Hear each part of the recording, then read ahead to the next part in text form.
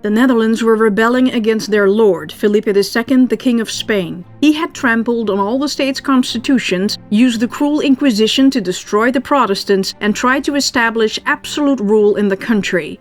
The nobles, clergy, and the citizens resisted with all their might. Eventually, their anger caused an iconoclastic fury, and an uprising began. Felipe had sent his best and most hated general, the Grand Duke of Alba, over with an army to secure the northernmost part of his realm and punish the troublemakers.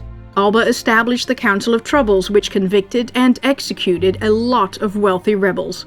But Prince Willem of Orange, whom the king considered the leader of the rebellion, had fled to his family's castle at Dillenburg in the Habsburg Empire, out of Felipe's reach. From there, he organized invasions into the Netherlands to force the Spanish troops out. But so far, despite an important win at Heiligerlee, these attacks had not been successful.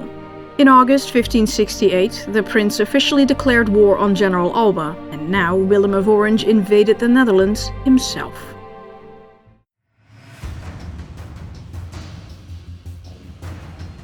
Defiant, with banners flying, drums beating and trumpets sounding, the Prince of Orange marched into Brabant. He took up position within a few miles of Alba's camp, hoping to tempt the Duke into a pitched battle, but Alba refused the invitation and hanged the herald who brought it. The Duke had reached the conclusion that the best course of action was not to act at all. He would stalk, harass, and frustrate Willem's troops, but never ever engage in full combat. Alba believed that the prince would lose money and goodwill because he didn't actually fight anyone. It would drive the soldiers nuts, and with the winter coming, Willem's starving troops would bail at the first hint of snow. Orange would then have to allow his starving troops to plunder, which would expose him for the guy the prince really was, an ordinary thief. All Alba had to do was wait it out. It took a month. The prince's soldiers went mad with the taunts of Alba's men, who would dare them to do battle one moment and vanish the next. Every day that passed without action, they got more dissatisfied, and the locals hated the prince's troops, who now plundered the area. Willem became bitter. No one came to his aid. The iconoclasm had been fierce. Alba had been more fierce and killed most of the rebels and scared what was left into hiding. There was simply no support for the prince left. While crossing the River Gete to team up with French Huguenot troops, the prince's rearguard was destroyed by Alba's son, Don Fadrique. The Count of Hoogstraat had died in the aftermath. He had accidentally shot himself in the chaos. Alba was satisfied. His plan worked. Orange's creditors would chase him to the ends of the earth. In November, Huguenot commander François de Anguès, Seigneur de Genlis, urged Orange to enter France with his troops. But the French king Charles IX summoned the prince to leave immediately. Ever since he had come of age and taken over from his regent mother, Catherine de' Medici, France had been plagued by civil wars between the Roman Catholics and the French Protestants, the Huguenots. After the Second War of Religion, the king had promised freedom of religion for the Huguenots, but the Roman Catholic League in France, led by the Guise family, didn't agree, and a third war of religion had broken out. Charles really didn't want the prince's troops to join the Huguenots. They might win. Willem's army then plundered its way back to Germany.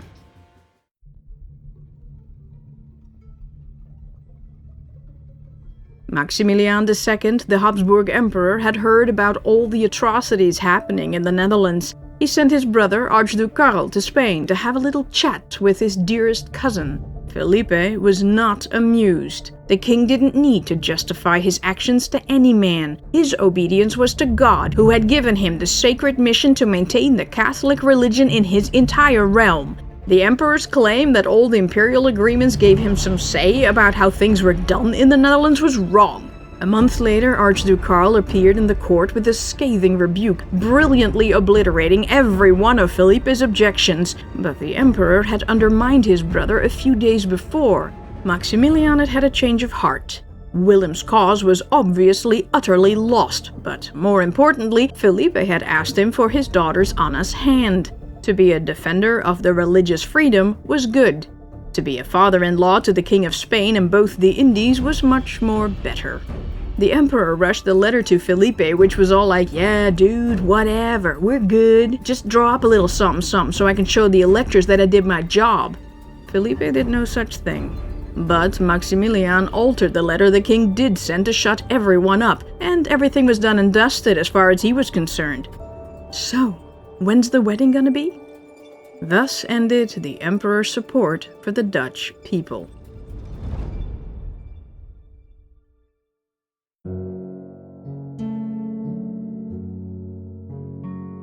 In the new year, Willem's army had plundered its way to Strasbourg. The emperor, now in King Felipe's corner, forbade the prince to enter Germany with his troops. There was nothing left Orange could do and nowhere he could go.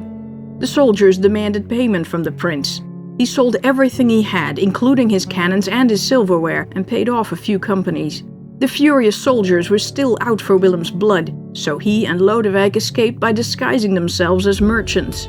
Meanwhile, Alba had returned to Brussels with much celebration and ceremony. The Duke felt like a king. He could get used to this, and he was pleased to hear that the people believed the prince was a coward. For the next few months, Orange fought on the side of the Huguenots in the Third French Civil War. He used his military accomplishments as a mercenary warlord to restore his reputation and the reputation of his House of Orange-Nassau with the foreign nobles and princes, and in the meantime he learned a lot about warfare from Admiral de Coligny. Back at Dillenburg, Willem's wife Anna of Saxony had become very unstable. She was extremely vocal about how much she despised being trapped in Germany. Life at Dillenburg was very structured with curfews, but she wanted to party like she used to in Brussels and Breda.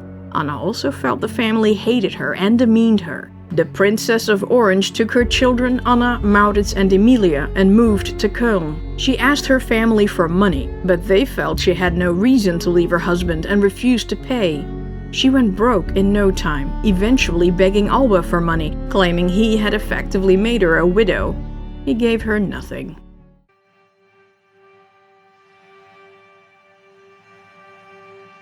Governor-General Alba was strapped for cash.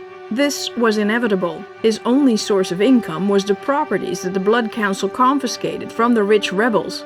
They were now pretty much all gone. Felipe's solution was to propose new taxes. It would keep the country under control, pay for the army stationed there, and deprive the States General control of its own budget. He'd get a central government for the country yet.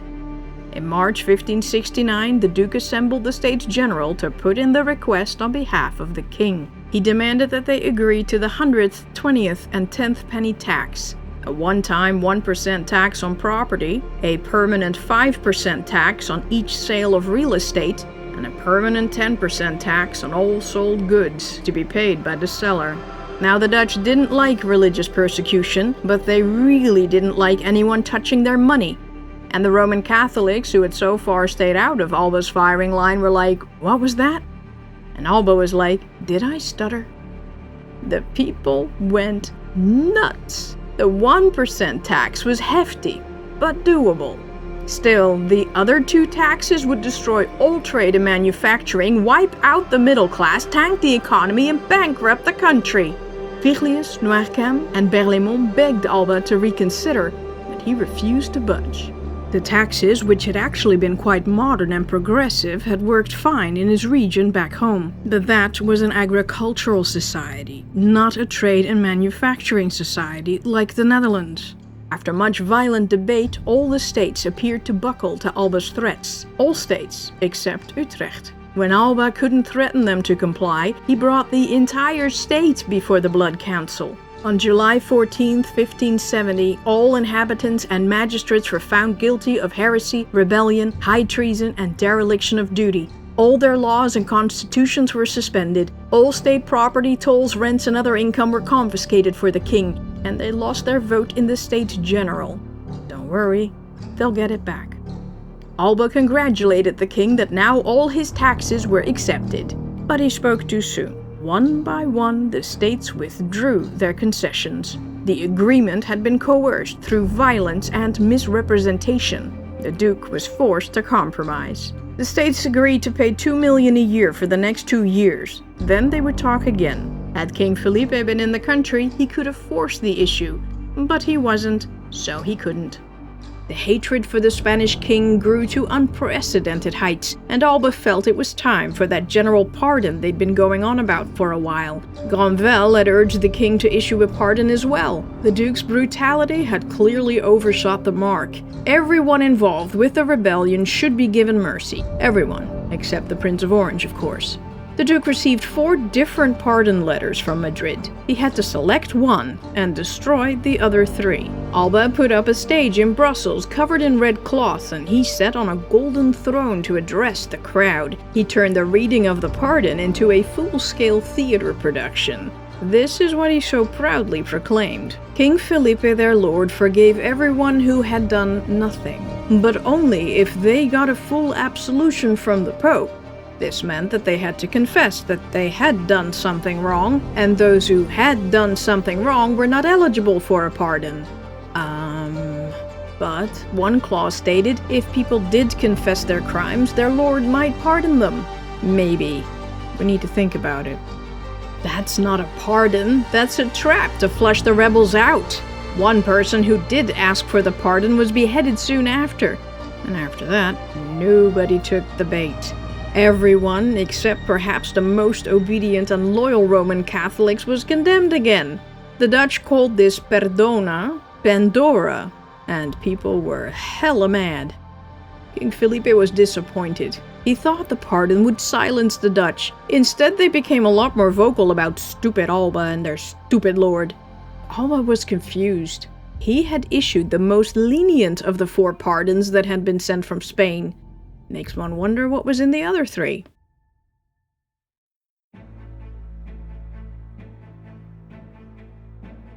In February 1569, it was the Baron of Montigny's turn to be tried by the Blood Council. His court-appointed lawyer in the Netherlands had no access to the prisoner, his testimony, and didn't even know the charges.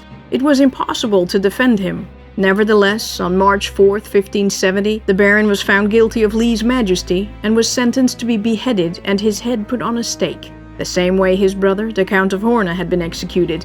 The Baron was not informed of any of this. The Marquis of Bergen-op-Zoom may have been dead, but he was put on trial anyway. He was convicted of lèse-majesty posthumously. All his property was confiscated, and he was to be wiped from the history books. Well, that didn't work out. I just told you about Jan IV of Glimes, the Marquis of Bergen-op-Zoom. Alba believed another grandee execution could cause a riot in the Netherlands and told Felipe to kill the Baron in Spain. But Felipe's new bride, Anna of Austria, had promised Montigny's mom to plead her son's case with the king. If she did that, it would be bad form to execute Montigny. The Baron had to die before Anna arrived, and they should make it look like he died of natural causes, perhaps poisoning his food slowly over time. But Felipe didn't think that was honorable, so the king devised a plan. A cunning plan. Because Felipe's wedding was going to be held at Segovia's castle, Montigny had to be moved out. I guess Felipe didn't want Montigny to banquo him at his wedding banquet. Felipe ordered the warden of Simancas, Don Eugenio de Peralta, to transfer Montigny to his fort. The Baron was initially given freedom of movement at the castle. This way, Peralta could drop and then discover a fake letter outside his room describing an escape plan for Montigny. The Baron was instantly placed under heavy guard and disappeared from view. Then Felipe sent the warden another fake letter to sign about his prisoner's health. Montigny had come down with a terrible fever, and the king spread word that the Baron was dying. That would be news to Montigny. Peralta even got a doctor to come to the fort and pretend to treat the Baron, and a confessor and a priest to supposedly administer the sacraments for the dying man. Next, on October 7, 1570, a royal judge, a notary, and an executioner walked into a bar. Arrived at Simancas in secret. The judge informed Montigny that he had been sentenced to death by the Blood Council. The Baron was shocked and surprised, but grateful at least to be spared a public execution. He went to confession and recorded a statement with the notary proclaiming his innocence. The executioner then strangled Montigny in his bed with a garrote.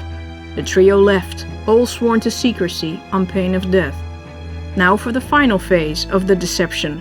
Peralta dressed Montigny in a Franciscan habit to cover up the strangulation marks and announced to the world that the Baron had sadly died from a fever.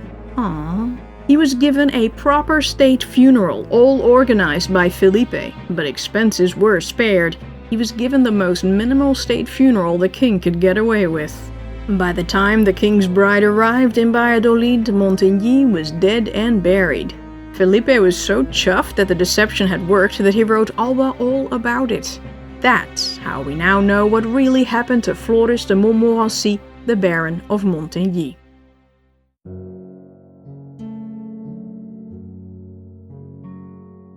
Despite reports to the contrary, the Prince of Orange had not died in the Battle of Moncontour in France, as was reported in the Netherlands. He was still alive, but only just. Willem had returned to Germany, dirt poor, without friends, in debt, his wife and kids gone, all his old supporters had disappeared, and new ones proved hard to get. Yet Willem didn't despair. He called on anyone he could think of for support, and over time, little by little, money started coming in again. Then he was told about the 10th penny debacle. The Dutch would rather die than pay those taxes. They needed him to come. He was their only hope. The prince hesitated. Hadn't they promised their support before? Look what that got him. No, people really wanted him to come this time, really. Willem started planning campaigns with his brother Lodewijk and the prince's army of mercenaries, the Sea Beggars. But the King of France backed his play this time. Charles had concluded a peace in the Third War of Religion. Admiral de Coligny had convinced him that the Netherlands, as an enemy of his enemy, Spain, was his friend. Lodewijk moved in at the French king's court to advise Charles on how to keep the Spanish out of France. But the prince also had to deal with some problems in his private life. Orange's wife, Anna of Saxony, was pregnant, but contrary to her claims, the child wasn't his. Couldn't be his. Anna admitted that she had had an affair with her lawyer, Jan Rubens, in Köln. Because she had had no money, she had paid him with kisses for a while, but it progressed from there. This pregnancy was an embarrassment for the prince, and it undermined Willem's honor. The prince wanted to divorce her, which was allowed because she was an adulteress, but a divorce procedure was handled by a court. Court proceeding was way too public and would bring shame to all the houses involved, the Nassaus, the Saxonies and the Hessens. So, when Anna was 4 months pregnant, Jan Rubens was arrested and locked up at Dillenburg Castle, accused of treason. They needed to hide the real reason for his arrest, but they couldn't keep him locked up. His wife was constantly pleading for his release. The story of the affair could come out. So he was let out on a 6,000 guilder bail eventually and under strict conditions. He later became the father of the painter, Peter Paul Rubens. After Anna gave birth to a daughter, Christine van Dietz, her other children were taken away. When she threatened legal action, the Nassaus locked her up at Beilstein Castle, on the edge of their territory, to keep her from making more trouble for the families. Eventually, her daughter with Jan Rubens was also taken away from her, and raised at Dillenburg Castle.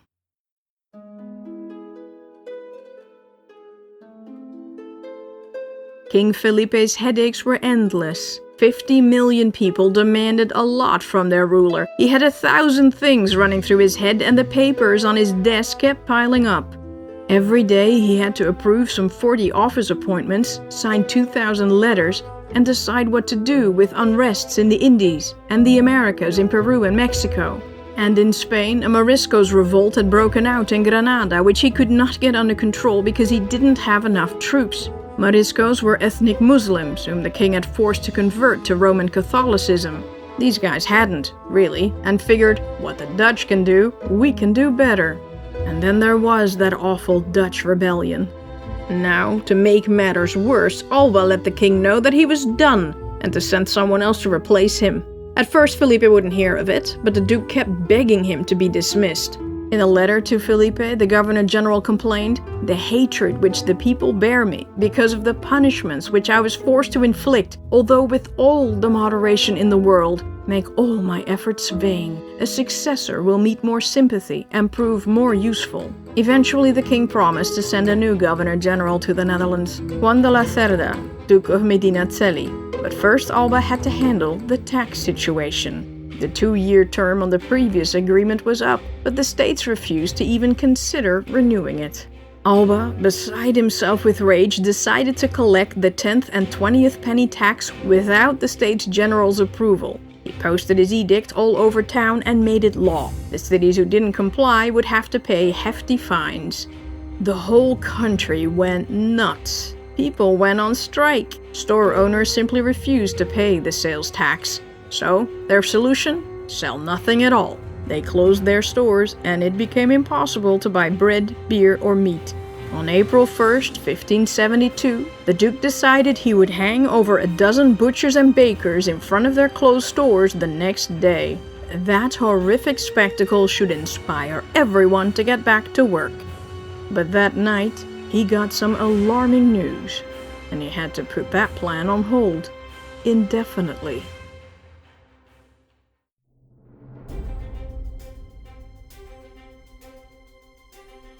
While Prince Willem of Orange was licking his wounds, the resistance in the Netherlands kept on keeping on. The prince had given the sea beggars letters of marque. These letters were issued by a sovereign ruler and authorized privately owned ships to capture enemy merchant vessels. Willem certainly hoped that a percentage of the loot would end up in his coffers, but a lot didn't. The sea beggars were now legit privateers, but they behaved like brutal pirates. Under the motto of anything Alba can do, we can do better, they committed atrocities, all in Willem's name. So Orange decided to reorganize the lot and implemented strict standards according to the Articles of War.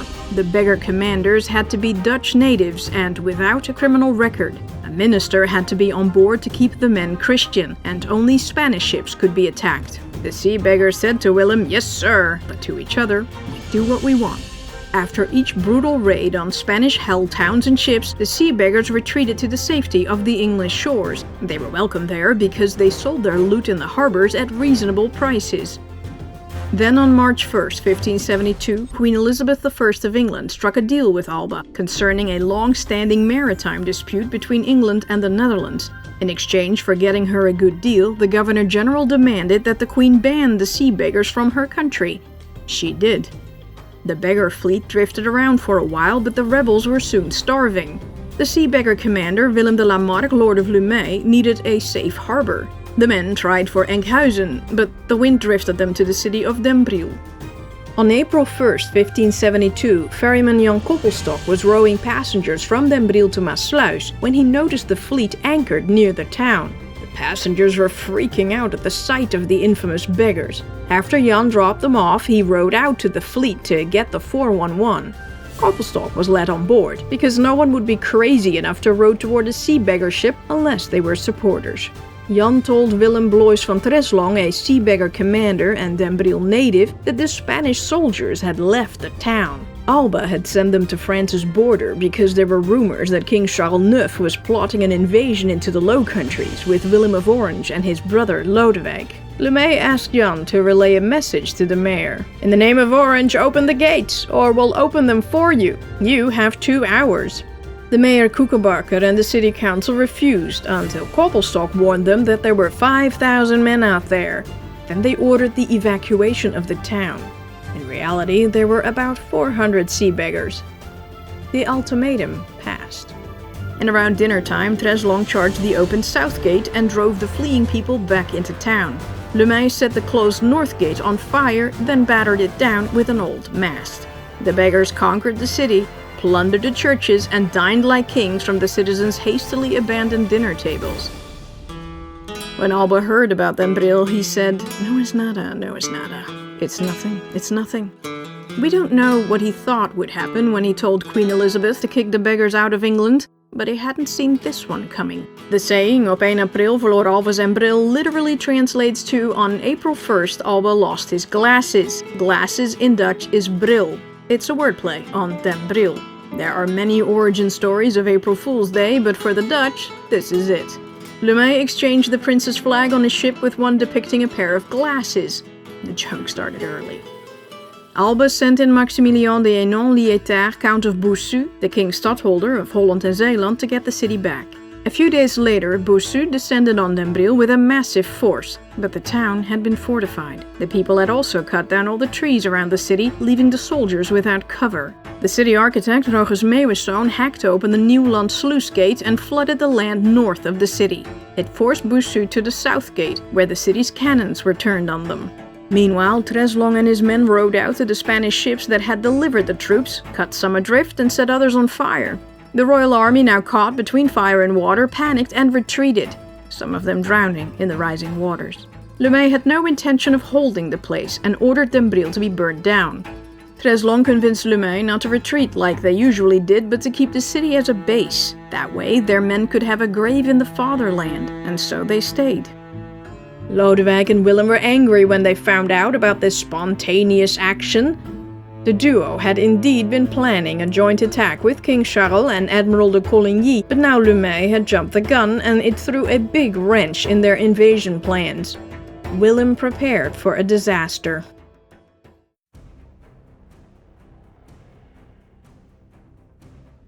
After capturing Den and fortifying the place, the Geuzen seized Delfshaven and Schiedam. Bossu marched on Rotterdam to recover those towns for the king. He found its city gates closed. The inhabitants refused to allow a bloodthirsty royal garrison in. Bossu got the city to agree to let the Spanish pass through Rotterdam without stopping, one company at a time. No one would be hurt. But the moment the first company entered, the whole force descended on the town and went all out. The citizens panicked and started shooting. Within minutes, 40 men lay dead in the streets and the women were brutally outraged, which is an oldie worldly way of saying raped. The town was severely punished for resisting their stadholder. Bossu then successfully drove the rebels out of Delfshaven and Schiedam. The Prince of Orange had feared a disaster after the beggars took Den but on April 22nd, Vlissingen, or Flushing, joined the rebellion voluntarily. Alba had severely punished the locals for the iconoclasm. The citizens were starving because of a famine. The Governor-General, however, gave his soldiers stationed in the town plenty of food. The people had had enough. They drove the Spanish garrison from the city and chased away incoming reinforcements. Lemay sent 200 experienced beggars over under Blois van Treslong to help keep the town. Then Alba's chief engineer, the Italian Pietro Pacheco, arrived at Flushing to oversee the construction of a fort. He had no idea what he was walking into. Treslong, whose brother had been publicly executed in Brussels the day before the Counts of Egmont and Hoorn, ordered Alba's favorite to be hanged. But the executioners had left town, so they went to the jail and asked a convicted murderer to do it. He would be set free if he did it. But he was like, no way, I'm a murderer, not an executioner. I have standards. Blois van Treslong told him. He's Alba's best friend. The murderer was like, hand me the rope. But if anyone made fun of him for executing someone, he reserved the right to kill them. Pacheco couldn't understand what was happening, but when he saw the noose, he pulled out his sword. Please, cut off my head instead. Unlike beheading, hanging was a dishonorable death reserved only for lowly criminals. But they didn't understand him, took the sword, and hanged him.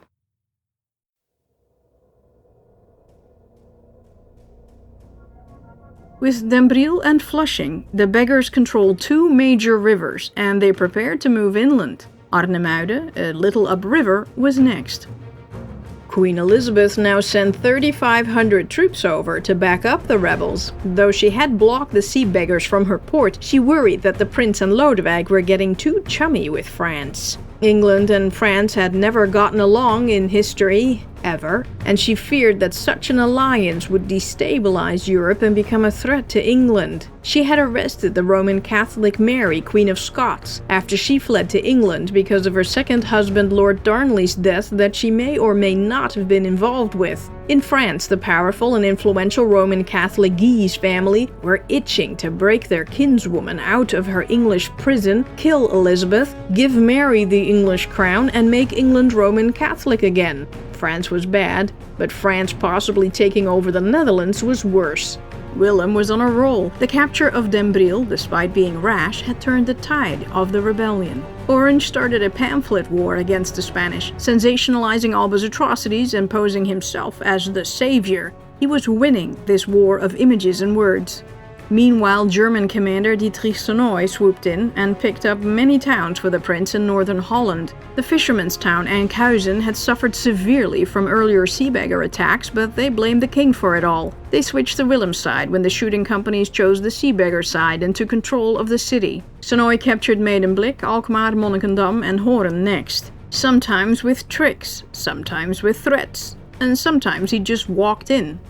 Willem put Sonoy in charge of the northern quarter as the lieutenant governor. This cleverly limited Lemay's activities to southern Holland because he was way too violent.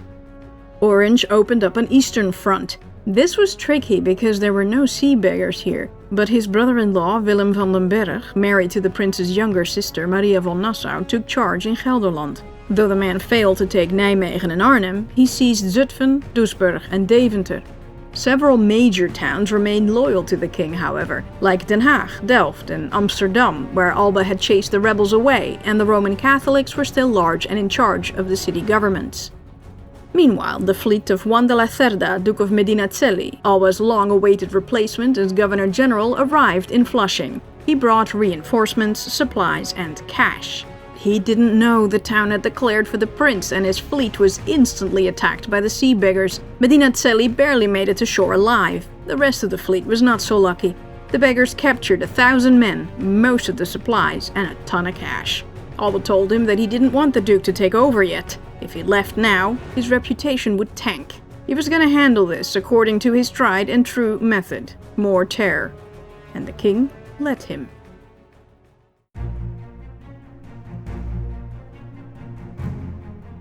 City after city in Holland, Zeeland, Gelderland, Overijssel, Utrecht and Friesland switched sides. They all accepted Orange's garrisons and formally recognized his authority. Some sooner, some later, some without a struggle, some after a short siege, some with resistance, some with compromise. In June, Dordrecht fell to the beggars, which had always been very loyal to the king. No Protestant church was established here, and the town had been spared the iconoclastic fury. But a small group of rebels led a citizens' protest. When the city's shooting company joined their rebellion, those loyal to Felipe panicked and fled the town. Dort invited the beggars in, but under strict conditions. When it became clear that Dort had chosen the side of the rebels, the city of Gorinchem prepared for the worst. The beggars first took Woudrichem and the strategically located Loevestein Castle. 2 years earlier, the beggars had already attempted to take Loevestein. They had dressed up as monks and were led into the place. They killed the governor where he stood, but the Spaniards quickly gathered a force, breached the place, and killed everyone. From Loevestein, it was a hop, skip, and a jump to Gorinchem across the river. The sea beggars entered the town the next day and imprisoned 21 priests and clergy. Lemay thought it would be fun to play with them for a while, and had them brought to Den Briel. He told the men to renounce their Roman Catholic faith or die. 2 of them budged. The other 19 persisted. Willem's desperate pleas to leave them unharmed were ignored. After forcing them to walk through the streets naked, Lemay had some of the men hanged at a ruined monastery. The rest were hanged in Den Briel Market Square. 3 centuries later, the Roman Catholic Church declared these men the martyrs of Gorinchem. Lemay's merciless attitude was a problem for the prince. The sea beggars acted in his name, but he had no control over them. Though this type of behavior was common in warfare, the sea beggars' rage was extreme. Lemay hated Roman Catholics with a passion and didn't care for Willem's religious tolerance. Willem hated the behavior, but didn't stop it. Why not? Lemay was one of the few capable commanders in the country. Many people supported him, and without him, the rebellion would be over. Willem tried to reason with Lemay to bring it down a notch, but the commander continued to do his own thing. His excuse? He merely mimicked Alba. But, like Alba, he would get his comeuppance later.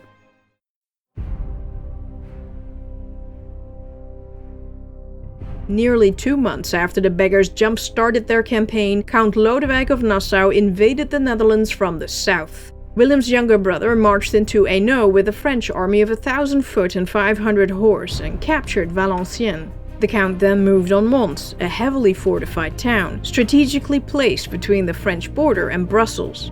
Lodewijk had secured support from within the city, smuggled weapons inside, and someone bribed the gatekeeper to open the gates earlier than usual.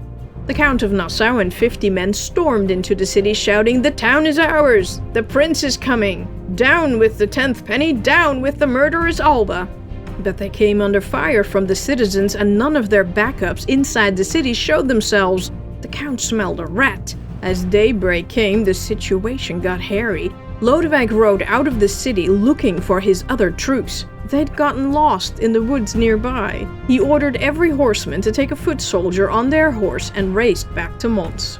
More French troops arrived in the meantime. They had lost Valenciennes a few hours after they seized it and now joined up with the Count. As everyone rode toward Mons, all the city gates had already been closed and the final drawbridge was being raised. One of the French horsemen charged at the gate and jumped on the bridge as it rose. His weight caused it to drop. Lodewijk entered the city and captured it. The Count spoke to the people gathered at the square. "I am no rebel to the king.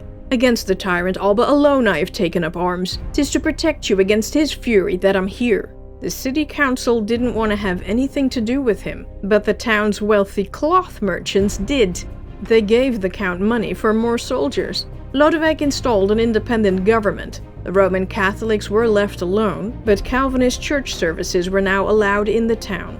When Alba heard about Mons, he couldn't believe it. He had been told that Lodewijk was seen playing tennis in Paris just a few days ago. How could he possibly be in Mons? Well, his informant was a rebel who had lied to him all this time.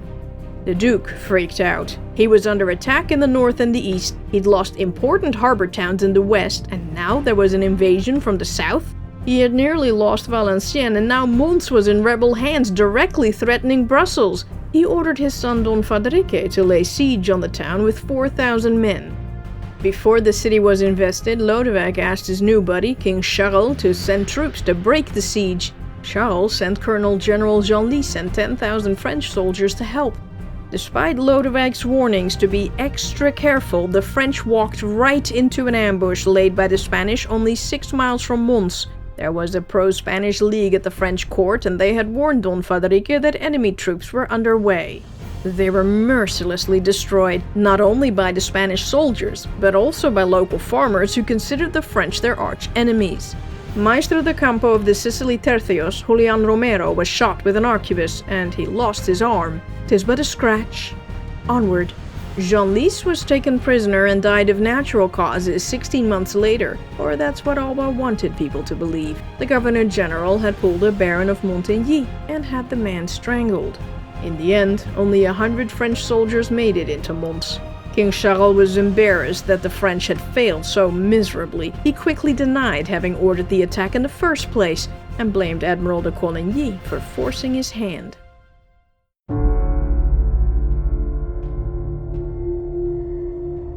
Stadtholder Bossu attempted to turn the tide on the massive exodus of towns to the prince's side. Of the major cities in Holland, only Amsterdam, Rotterdam, Delft and The Hague were still loyal. He called a meeting of the states of Holland in The Hague, but at the same time, an alternative, secret and illegal meeting was planned in pro-Orange Dordrecht. With so many cities choosing his side, the Prince of Orange figured they'd better get organized. So he told these towns to meet. A bold move, considering only the king or the stadtholder, who ruled in the king's stead, could call this kind of a meeting. But the prince had never been fired according to the rights and privileges of the country, and he was like, guess I'm still stadtholder then. And the states of Holland were like, sounds legit. Nobles, mayors, and representatives from 12 cities or states dared to come. It would have been crazy for the prince to try and attend himself, so he sent his confidant and advisor, Philips van Marnix, Lord of Sint-Aldegonde, on his behalf. Sint-Aldegonde was the brother of Jan van Marnix, Lord of Toulouse, who died at Oosterweel. He had blamed Willem for his brother's defeat and death, but the two had since then made amends. He is also often credited with writing the rebel protest song, the Wilhelmus, the current national anthem of the Netherlands, the oldest anthem in the world. Other cities, like Amsterdam, were absent because they were either loyal to the king or were under direct threat from the Spanish and couldn't hope to get to Dordrecht in one piece. Interestingly though, at Bossu's official meeting in The Hague, no one showed up. During the meeting, which lasted 5 days, the states officially declared Willem stadtholder of Holland, West-Friesland, Zeeland and Utrecht. They couldn't do that. They had no authority here. Stadtholders were appointed by their lord, in this case the King of Spain, to be his representative. No state had ever had anything to say about this. So, were they now their own sovereign? No, The States believed in the king's divine right and remained loyal to him. They figured that Willem had been given part of this divine right when King Felipe appointed him stadtholder 13 years ago. That's how they squared away the whole thing. God appointed king, king appointed stadtholder. Same diff. After replacing Bossu with Willem, they also made decisions about taxes, army payments, military issues, church matters, and foreign affairs. These decisions could only be made by the Lord of the Netherlands, but they'd cut King Felipe out of the whole thing. They'd actually given Willem dictatorial powers, and the prince quickly drew up a document to limit these powers. He swore he would do nothing without the permission of the States. Willem didn't want anyone, least of all the king, to think that he was doing what he had been accused of doing in the first place, trying to take over the country. But he had. So there's that. It is kinda weird. The States representatives just needed someone to tell them what to do. Still, without realizing it, they had taken their first step in creating an entirely new nation. This is why the assembly was called the First Meeting of the Free States of Holland. They granted the prince an initial 150,000 crowns to fund his military campaign, with an additional 500,000 to be sent later. They didn't have that lying around, but in a fiery speech Marnix had told them to sell church property to get the funds and pay the father of the fatherland, Willem of Orange. When Alba found out that they were sending large sums of cash Orange's way, he was like, "Really? Really? You refused my taxes but now gave more than 10% to this rebel?" While the meeting was still in session, Rotterdam was feeling left out and quickly offered to surrender the city to the prince. Afterward, Delft did the same. Lumey had also attended this meeting and he was furious that Delft had gone around him and went over there with 300 men to set them straight. But Delft was partying so hard that the beggars had no chance to plunder. To cool his heels, Lumey besieged Amsterdam, but he had to quit after a week. And then his frustrated troops poured out their anger on Haarlem and surrounding farms. The States were angry with Willem about the beggar commander's antics. The prince had just been declared Lord Protector of Holland and had some splaining to do. But he couldn't deal with that right now. Orange was about to invade the Netherlands again. He was going to relieve his brother Lodewijk at Mons, and French Admiral de Coligny would assist him with the French army.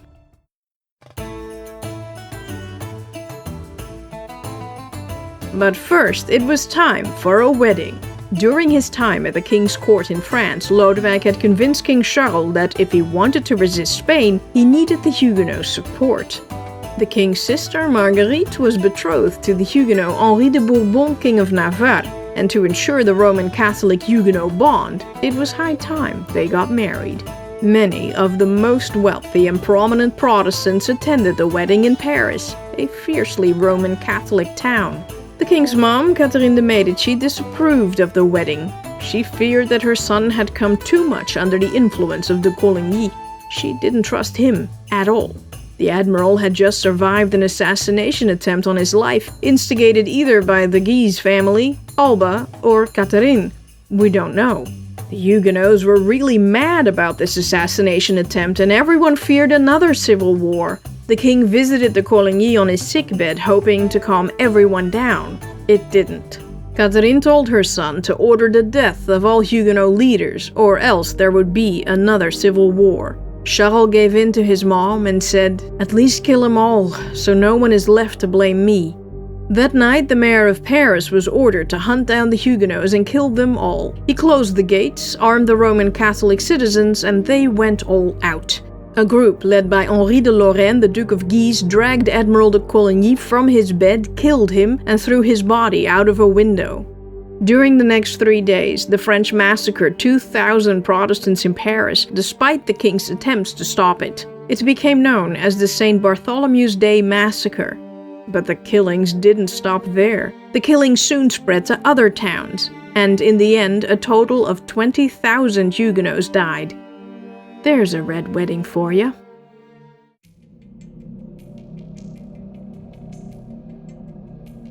The rebellion was turning into an all-out war, but the place was a mess. There were patches of land in rebel hands, but there was no front line, and some fights in the cities and around the villages were confused. Some places were plundered by the beggars one moment and the Spaniards a few days later. Willem had invaded the Netherlands near Roermond in July 1572 to help relieve his brother in Mons. Roermond was being difficult about supplying his troops with food, and the prince ordered an attack. His soldiers killed all the clerics they could find and then outraged nuns en masse. Willem was too late to stop it, and he was livid, but he punished no one. He did draft new articles of war, arguing that they needed to be careful with the Roman Catholics. This brutal behavior made their resistance more fierce and wasn't helping. In Zeeland, the rebels under Jeroen Serraerts laid siege on Goes. If they got that city, they could take Middelburg next, and then the entire state of Zeeland would fall into the prince's lap. Alba sent in Sancho d'Avila to relieve the town, but he was hopelessly outmatched by the Zeelandic sailors. Goes remained under siege by the rebels. Willem invaded Brabant again with 20,000 troops. He counted on the military support from Admiral de Coligny. He captured some towns by persuading the councils that he wasn't out to destroy them, but would help them against Alba. That same day, Alba joined the siege of Mons with his future replacement Medinaceli. The Duke was hell-bent on defeating the prince personally. He moved nearly all his troops from Holland and Zeeland there, much to the sea beggar's relief. Willem wanted to provoke Alba to a pitched battle to draw him away from Mons, the only way to relieve the city. The governor-general didn't bite. The prince's cavalry was far superior to his own. Besides, victory on Mons was imminent. The French soldiers in the town were close to mutiny. Lodewijk was in bed with a dangerous fever. Genlis was a prisoner and his army wiped out. Coligny was murdered, and Protestant France was paralyzed. And Willem's troops, who'd been enlisted for 3 months, were already rebellious. They would ditch the prince the moment they heard the French weren't coming. Alba eventually sent Don Fadrique, who was itching for some action, to take care of Orange. Romero led a camisado, or a white shirt attack, on the prince's camp. A camisado is an attack at night, or daybreak. The soldiers wear white shirts over their armor so they can recognize each other in the dark. Willem barely got away in time, and only because his dog woke him up with barking and clawing at his face as the Spanish slaughtered their way to his tent. Orange never went anywhere since without a dog by his side. The prince retreated to Mechelen, seizing Dendermonde and Oudenaarde along the way. There he found out that Coligny had been killed.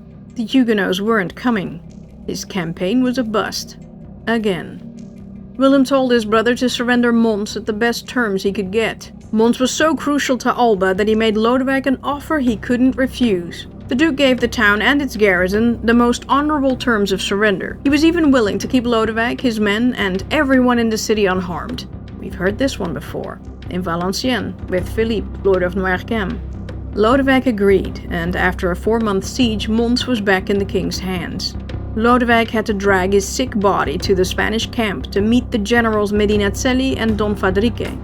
The count was instantly suspicious when they started showering him with praises. These guys could drink his blood. His suspicions proved correct. A few days after he left, Alba entered the town and arrested any and all who had taken up arms against him. But it got even better. Enter Seigneur de Noircarmes, who wasted no time pillaging, plundering, and massacring the town in brutal violation of the agreed terms. For months, Noircarmes executed people daily, delighting in the hundreds of bodies rotting on the gallows in the streets. With the fall of Mons, the southern cities freaked out and folded like a cheap suit. Leuven, Oudenaarde, and Diest surrendered immediately. They disavowed Orange and once again claimed loyalty to the king. The prince warned them. Alba would punish them for having revolted in the first place. He was not wrong. Meanwhile, Lodewijk was out of commission for months while he recuperated at Dillenburg Castle.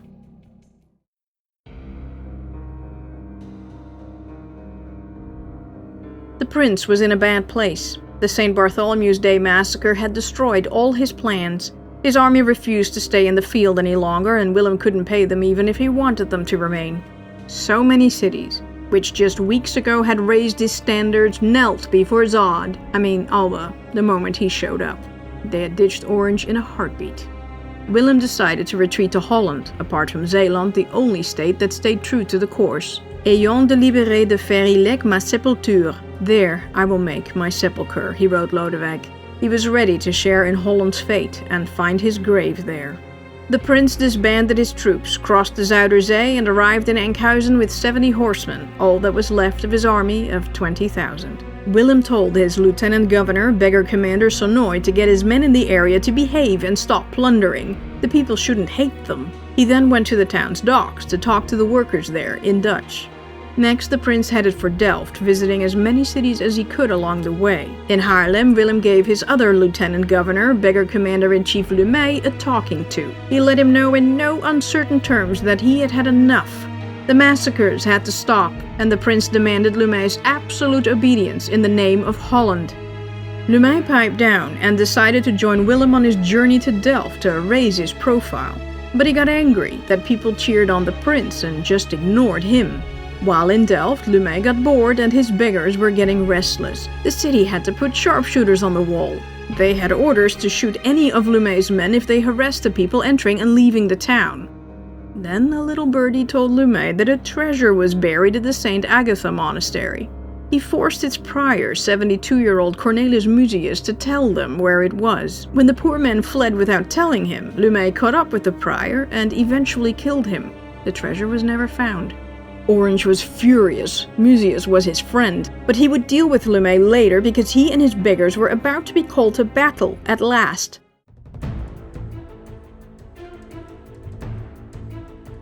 In Zeeland, the rebel siege of Goes under Terraerts was still going strong. The Spanish changed tactics to relieve the town. Land was out, water was out, they went amphibian. The Spanish could get across at low tide at night using a submerged track that two peasants showed them. The 68-year-old Spanish colonel Cristobal de Mondragón y Otálora de Mercado wanted to lead that mission and waded across with 3,000 picked men. They had 6 hours before the tide would come in and drown them. They did it in 5. As the royal troops emerged from the water like ghosts, the besiegers of Goes panicked. Terraerts couldn't make them stand, and the rebels fled to their ships, hotly pursued by the Spanish. Their rearguard was destroyed. The 3,000 frogmen were added to Goes' garrison, while good old Mondragón returned to Brabant. But the rebels weren't defeated in Zeeland just yet. They headed out to Middelburg. 2 weeks later, Terraerts laid siege on that important city, blocking the rivers and cutting the place off from all supplies. Alba ordered Mondragón to go back over there, break through the siege, and restore the supply lines. Once he was done, he should also take over the city's garrison's command and defend the town. Mondragón did just that. The siege continued during the bitter winter. Food shortages in the city started to weigh on the citizens. The Dutch were still able to feed themselves, but the Spanish could not. Street beggars and other useless people were kicked out of the town to save food. They were going to be here for a while.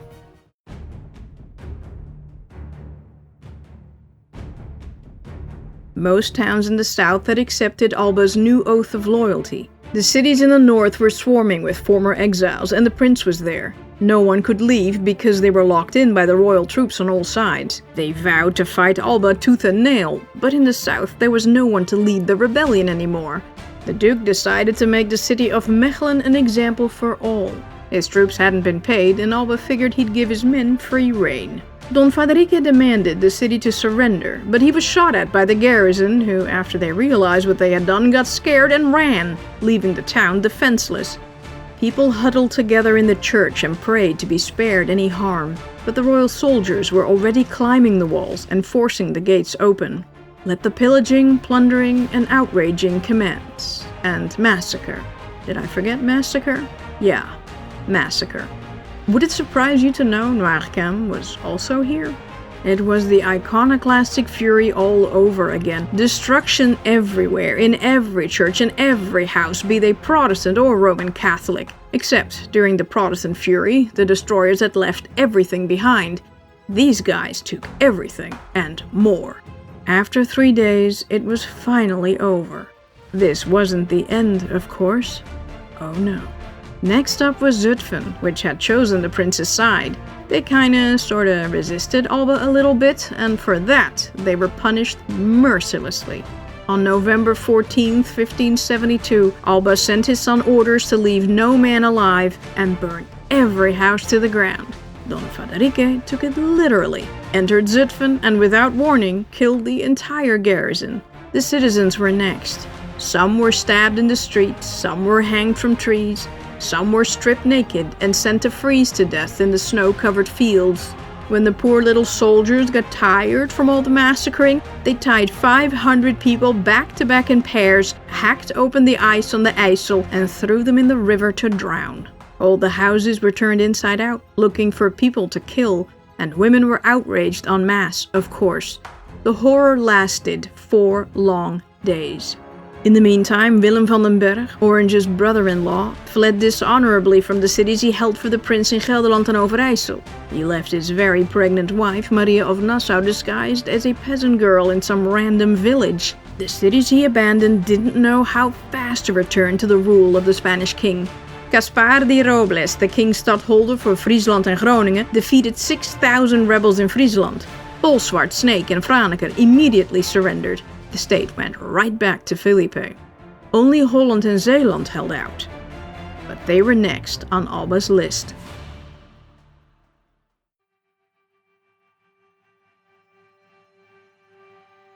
The royal troops headed for Amsterdam, which still held for the king.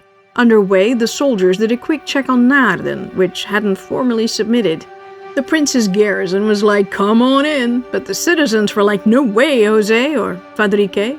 They sent messages to Sonoy and everyone in the neighborhood asking for help, but all they got were a few barrels of gunpowder. Everyone told them to just surrender. They tried. They sent in Senator Gerrit Pieter Aerts with a delegation to make terms with Don Fadrique in his camp at Bussum, but the general refused to see them. Bossu spoke to them instead. He wanted to know if the garrison had left.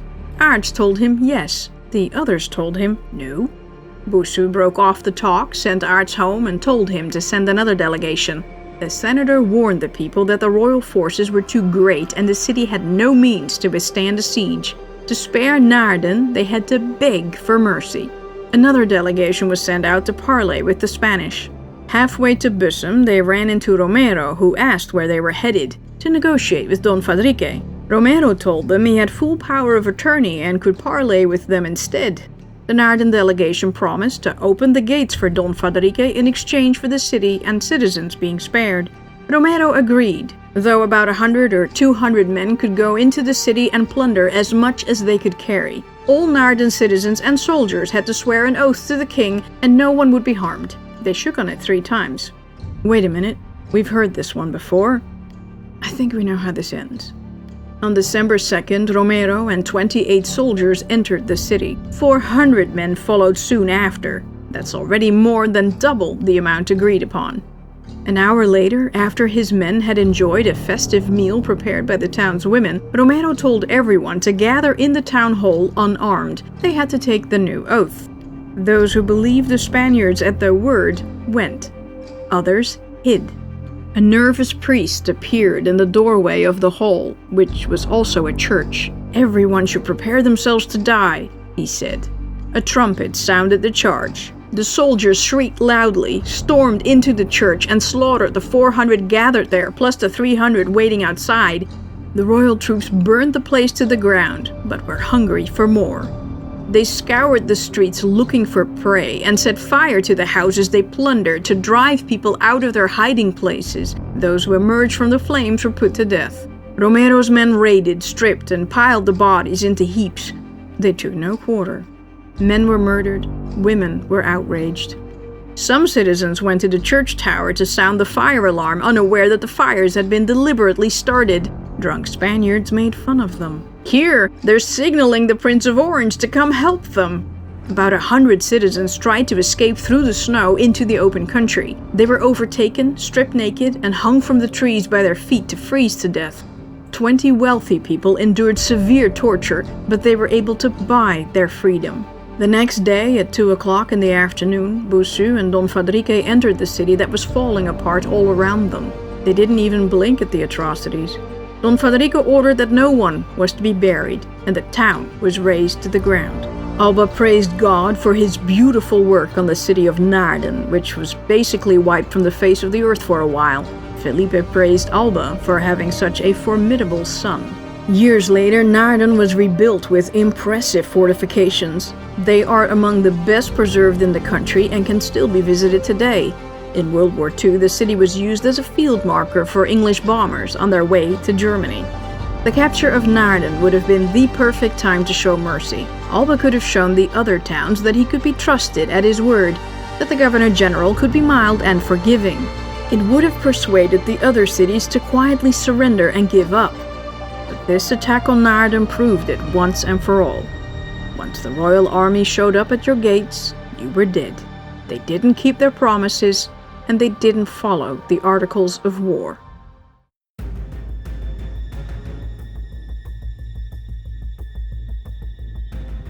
While still on his massacre victory tour, trademark, Don Fadrique headed for Haarlem, fully expecting to take the town in a few days, a week at the most. The rest of Holland would be next. Willem was in South and Sonoy in North Holland, and Haarlem lay in between them. If that city fell, it would cut Holland in two, and both sides would be overrun. Stadtholder Bossu warned the citizens about what would await them if they didn't surrender, using Mechelen, Zutphen and Naarden as an example. You're all gonna die, unless you surrender immediately. The governor of the garrison, the fierce Frisian Baron of Ripperda, warned the citizens about what would await them if they surrendered, using Mechelen, Zutphen and Naarden as an example. You're all gonna die, unless you resist with all your might. The people listened to Ripperda, and prepared for a siege. The city magistrates now got real scared and sent 3 negotiators to Alba in Amsterdam. When 2 of them returned, they were summarily executed. Adriaan van Assendelft, the city pensionary, was accused of conspiring with Bossu and was sent to the prince in Delft. Willem ordered him beheaded, and he had the rest of the cowardly city council replaced. In the Middle Ages, it was not done to keep an army in the field during the winter, but Haarlem was crucial. So, Don Fadrique began the siege in the middle of December with a whopping 30,000 men. Haarlem was weak from a military standpoint. Its antique walls were in bad shape, and Ripperda's garrison of 4,000 was too small to defend it. Fortunately, across the frozen lake, Haarlemmermeer, the town could be supplied continuously. The prince sent Lumey in with 4,000 men, but these guys ran into Bossu, Noirgem and Romero. After battling each other in a heavy snowstorm, Lumey's army was utterly routed. Hundreds of his soldiers were killed, and many prisoners of war were later hanged. As it turned out, Lumey wasn't a great indispensable military leader after all. At the request of Holland, the prince fired Lumey a month later. The city of Delft then arrested the beggar for the murder of Prior Muzius and imprisoned him in Gouda. The prince didn't have him killed, that would have made him a martyr, and he didn't want to upset those who still backed Lumey's play. Besides, the whole point of the rebellion was for city governments to get their rights back. He couldn't interfere now. Later, Lumey started roaming around with a group of beggars. He eventually died from poisoning after rumors spread that he was going to join the Spanish side. The rumors were false, but the prince, naturally, was a suspect.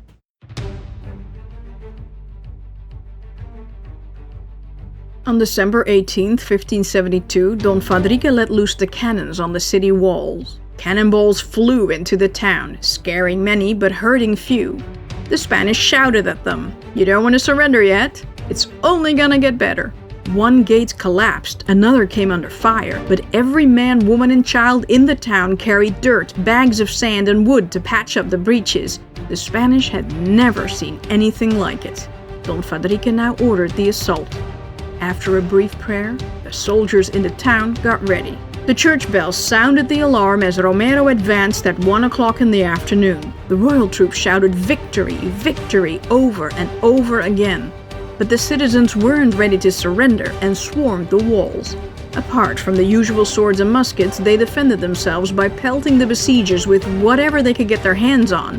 Massive stones, boiling oil, and live coals. Even burning tar wreaths were tossed around the besiegers' necks. One Spanish soldier jumped into the river to douse the flames. He drowned from the weight of his armor. Many women risked their lives by carrying dirt to the walls and singing songs. They were yelled at by the Spanish soldiers. "You whores! You church robbers! We'll hang you yet!" There is a story going around today that Keno Simonsdochter Hasselaar, a fierce lady, headed up 300 women to defend the city. There is no evidence for this. She existed, and she was fierce, but it's a myth. But she became a potent symbol of resistance in the rebellion, representing all the fierce women fighting alongside the men. Many officers were killed, 300 were wounded, and 1,000 soldiers lay dead in the breach and at the bottom of the wall. Romero lost an eye. 'Tis but a scratch. onward. Of the defenders, about 60 died. After an hour and a half, Don Fadrique signaled the retreat. He had to do a proper siege, but in a week tops, the city would fall into his lap.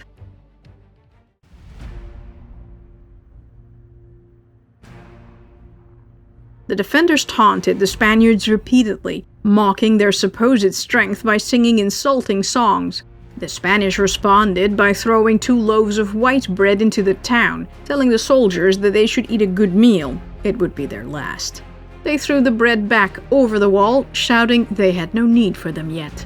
The Spanish then started digging 2 tunnels toward the city to undermine the Ravelin, a triangular defensive rampart, and the city walls. The defenders in turn dug tunnels to blow up the Spanish tunnels. A subterranean fight ensued. Another force sent in by the Prince of Orange got lost in the fog. They were eventually found by the royal troops. Some were killed, some got away, while others were captured and executed in full view of the city. The Spanish cut off the head of one such prisoner and threw it over the walls into the city with a note. This is the head of Captain de Koning, who is on his way with reinforcements for the good city of Haarlem. In turn, the citizens cut off the heads of 11 prisoners and put them in a barrel, which they threw into the Spanish camp. The label read, "Deliver these 10 heads to the Duke of Alba in payment of his 10th penny tax, with 1 additional head for interest." Well, at least they hadn't lost their sense of humor. Don Fadrique ordered a midnight attack. The citizens were ready for them, but the Spanish took the Ravelin the next day. Yay! Once inside, however, they discovered that the people had secretly built an entirely new and more substantial fortification behind it. No! The garrison shot the Spanish like fish in a barrel from behind these new walls and then blew up the Ravelin to take out the rest. It was a turning point. Don Fadrique realized that a regular siege was out. He would have to starve the city into submission. But the people Alba once referred to as men of butter had become hard as steel.